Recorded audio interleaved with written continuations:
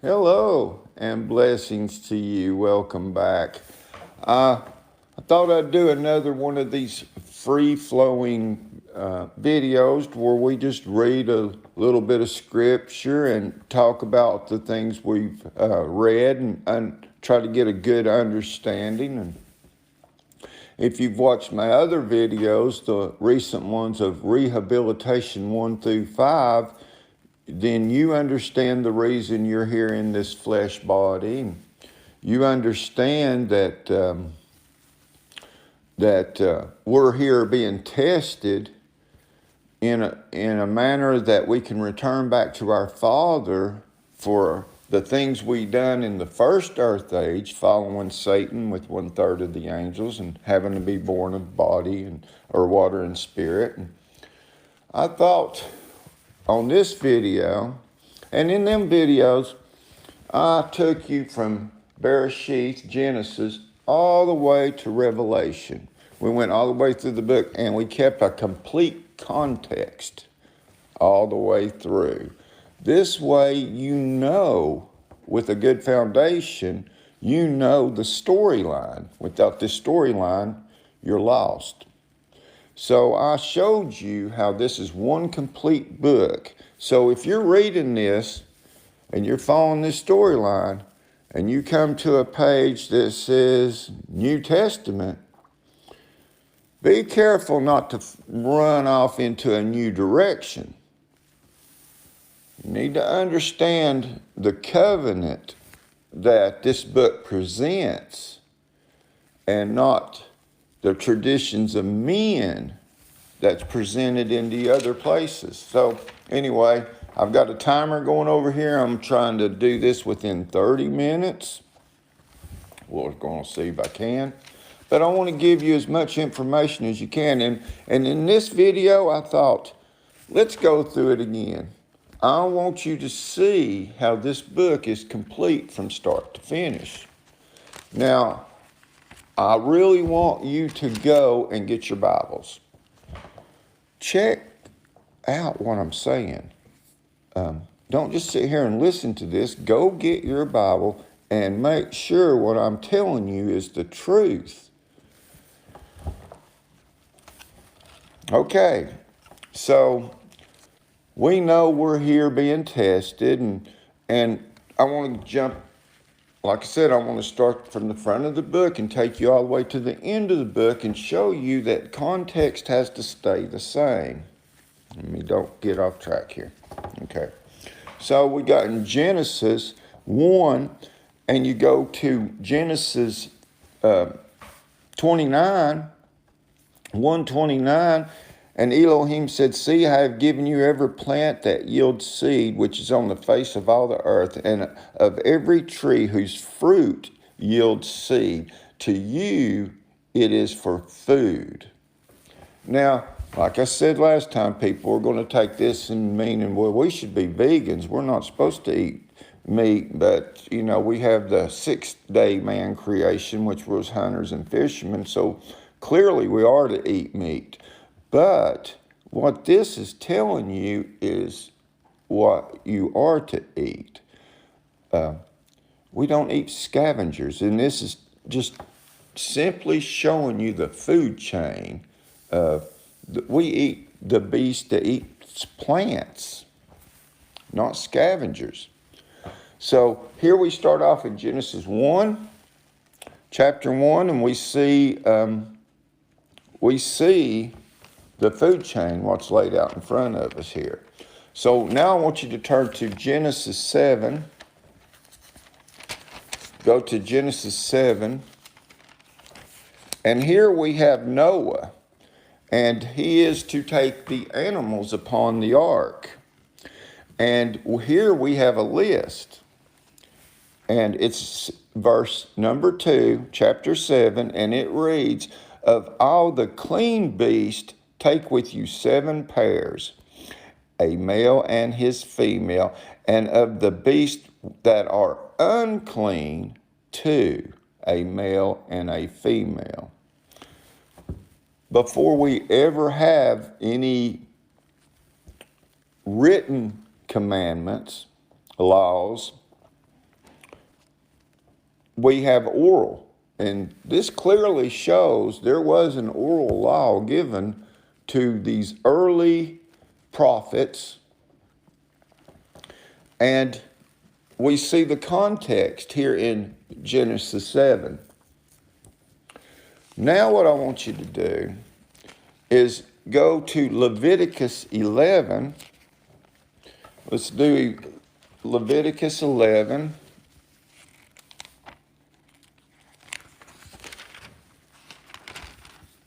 Here. And what we see here in Leviticus 11 is Moses and Aaron, and Yahweh is speaking to them, and he says to them, "Speak to the children of Israel. These are the living creatures which you do eat amongst all the beasts that are on the earth. Whatever has a split hoof, completely divided, chewing the cud among all the beasts, that you do eat." Okay? Right there, you do eat. "Only these you do not eat among those that chew the cud, or those that have a split hoof, the camel, because it chews the cud, but does not have a split hoof. It is unclean to you. Only these you do not eat." So you have clean and unclean. And I'm not going to go through the whole list here, but it's pretty detailed about what we're allowed to consume and what we're not. It's pretty clear what is considered food for us to eat and what is not considered food. So I think now since we see here in the Torah, we see the difference between clean and unclean. And this is just the food. There's a whole lot more to it that you're probably missing in church.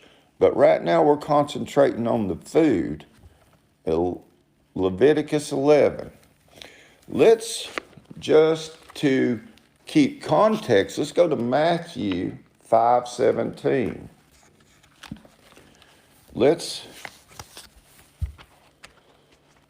Matthew 5:17. Okay. Now, we see here we have our Messiah. Whether you're a Christian, Torah keeper, if you believe in this book, you believe in a Messiah was sent to us. You believe a son was sent to us. And he was sent to us to clear up a lot of things that's been added to this book. The children of Satan, which kept the records and wrote a lot of the Bible down themselves, done it in a way that you could be deceived.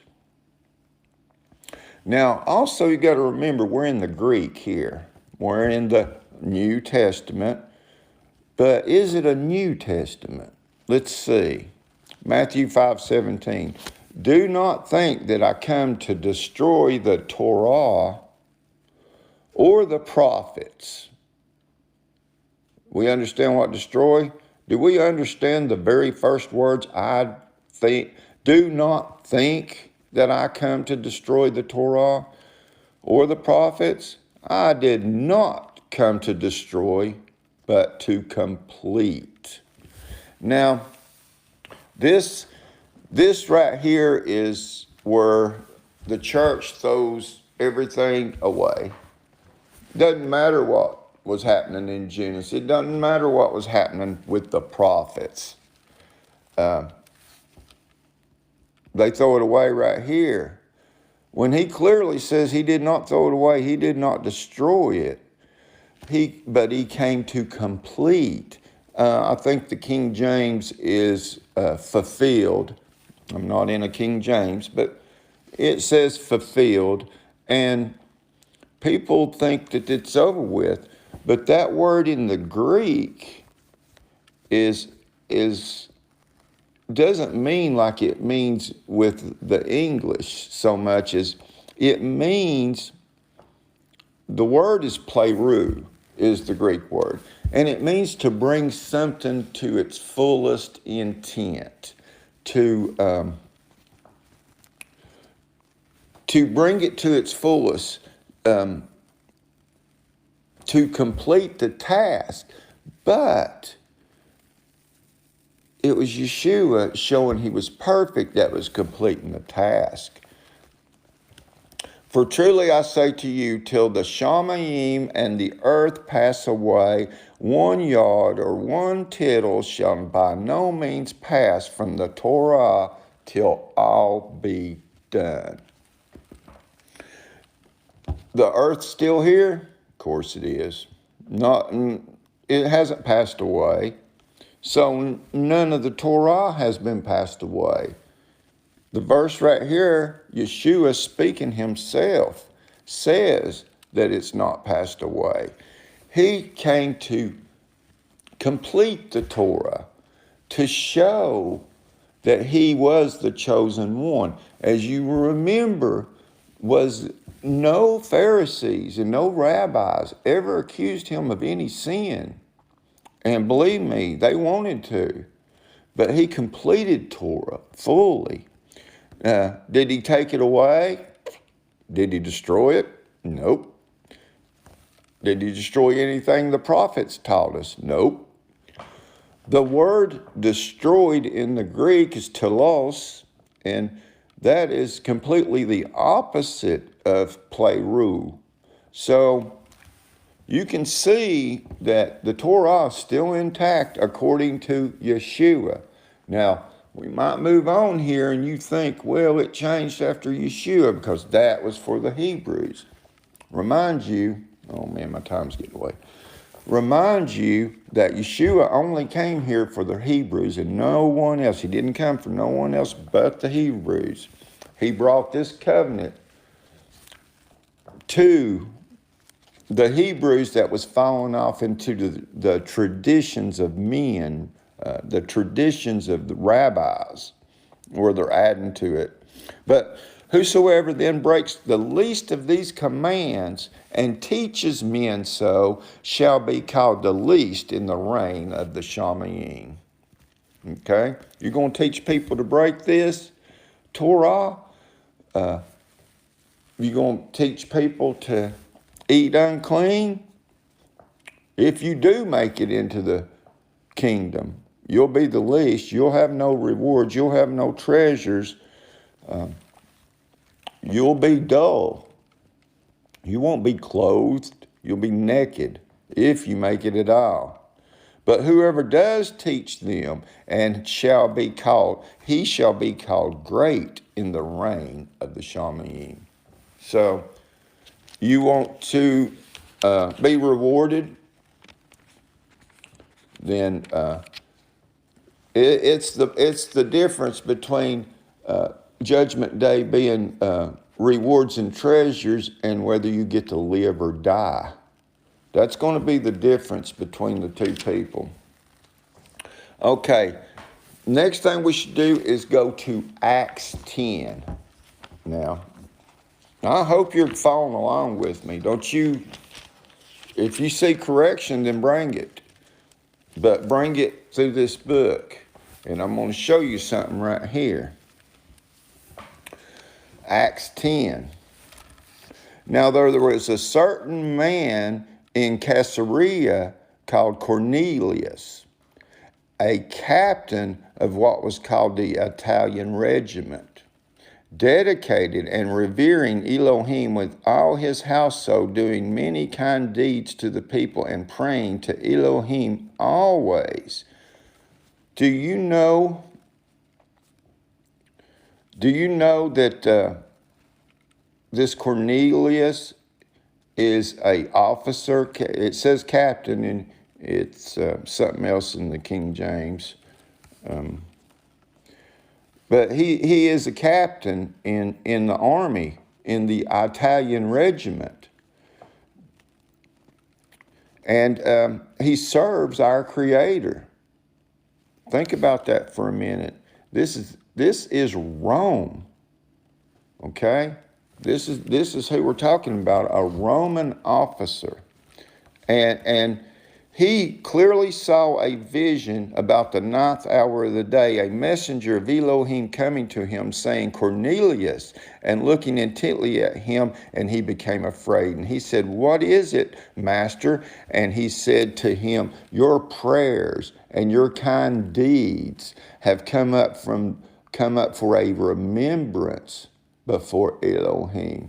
Do you see this Roman soldier has been noticed by our Creator? Now send men to Joppa and send for Simon, who is also called Kepha, Peter. So we have him. Let's read on. And he is staying with Simon, a leather tanner, whose house is by the sea. And when the messenger who spoke to him went away, Cornelius called 2 of his household servants and dedicated soldier from among those who waited on him continuously. So what we have here is servants. We have a soldier. Again, this is Rome. You don't get any more Gentile than these guys. And having explained to them all, he sent them to Joppa. And on the next day, as they were on their way approaching the city, Peter went up on the housetop to pray about the 6th hour, and he became hungry and wanted to eat. But while they were preparing, he fell into a deep trance, and he saw the Shamayim open up, and a certain vessel like a great sheet bound at the 4 corners descending to him, let down to the earth, in which were all kinds of 4-footed beasts of the earth, and wild beasts, and creeping creatures, and the birds of the Shamayim. And a voice came to him, rise up, Peter, slay and eat. But Peter said, not at all, Ananias, because I have never eaten whatever is common or unclean. Peter denied it. He seen it. He heard it. He was told to do something. And the voice came to him again the second time.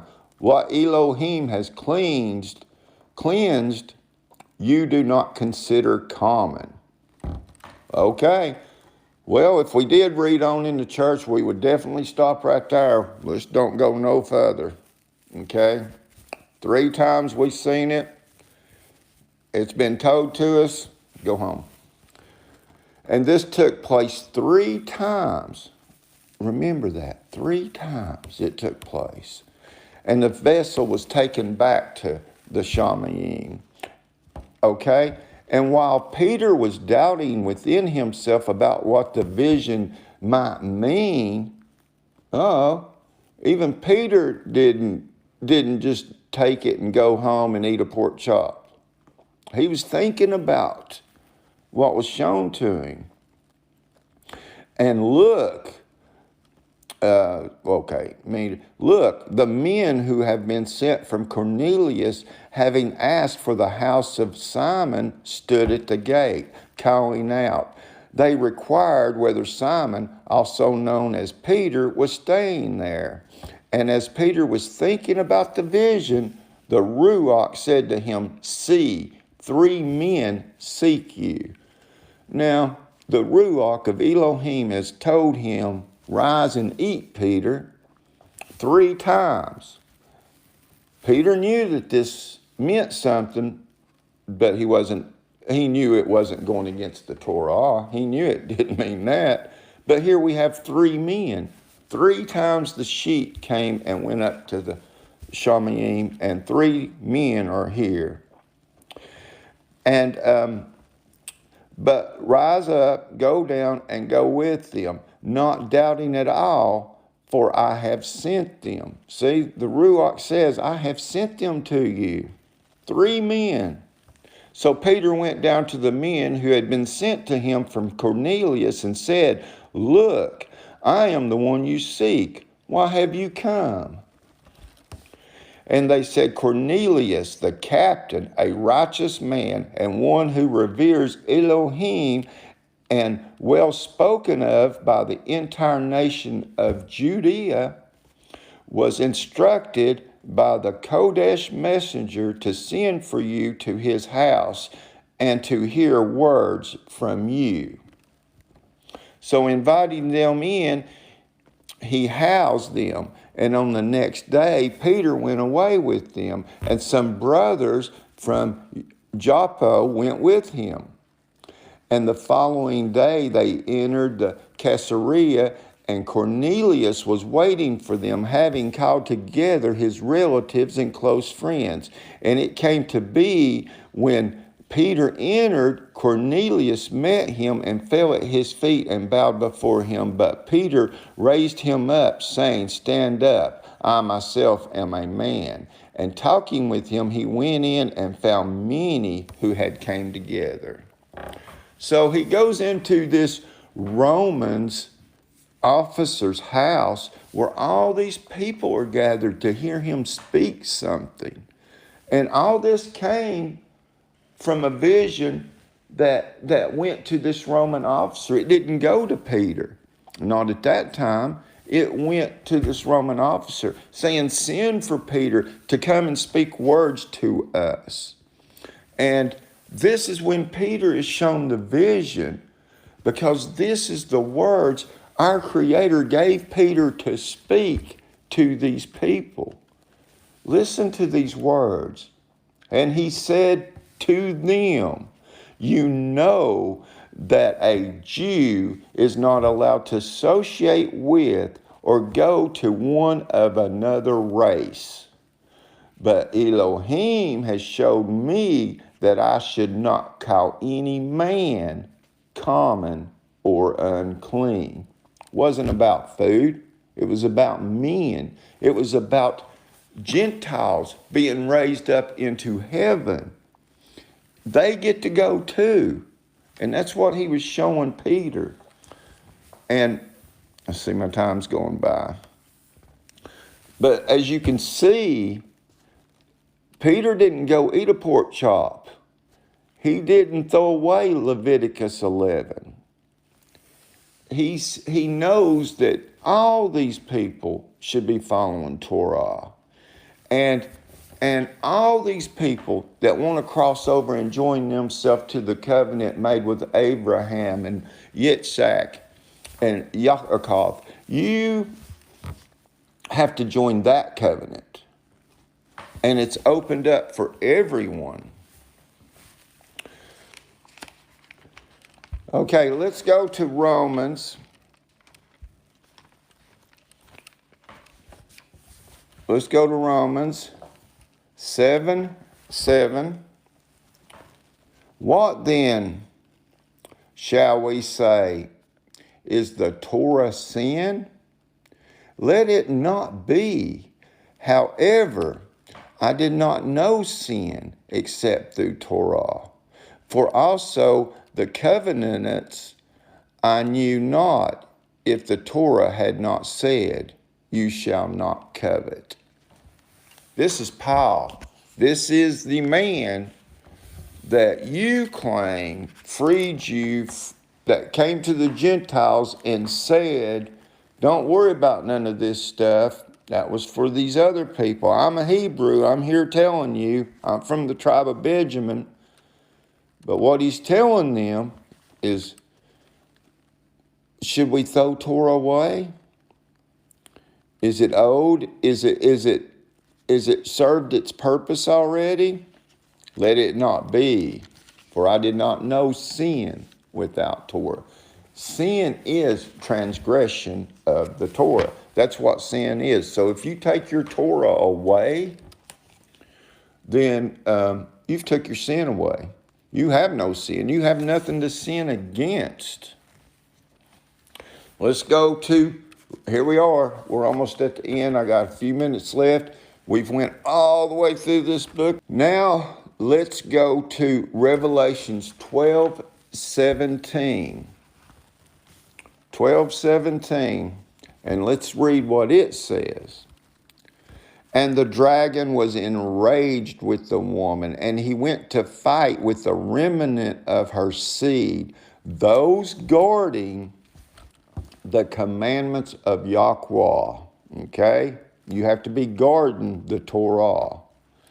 And possessing the witness of Yeshua HaMashiach. Not, the Torah doesn't save you. That's the fruit. That is what you will do when you fall in love. It's Yeshua HaMashiach, the perfect Lamb of Torah. Anytime you read a blood sacrifice, it's covered by Yeshua. Don't ever believe somebody saying we need to return to that. Go to 14:12. Let's see what it says. Let's go to this, and I'm going to close this out. 14:12. Here is the endurance of the saints. Here are those guarding the Torah, the commandments of Yahweh, and have the belief of Yeshua.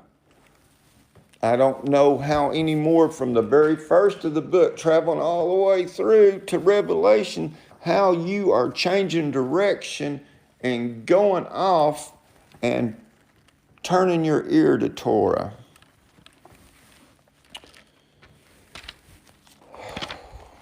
Matthew 7:22. I'm going to close it out with 7:22.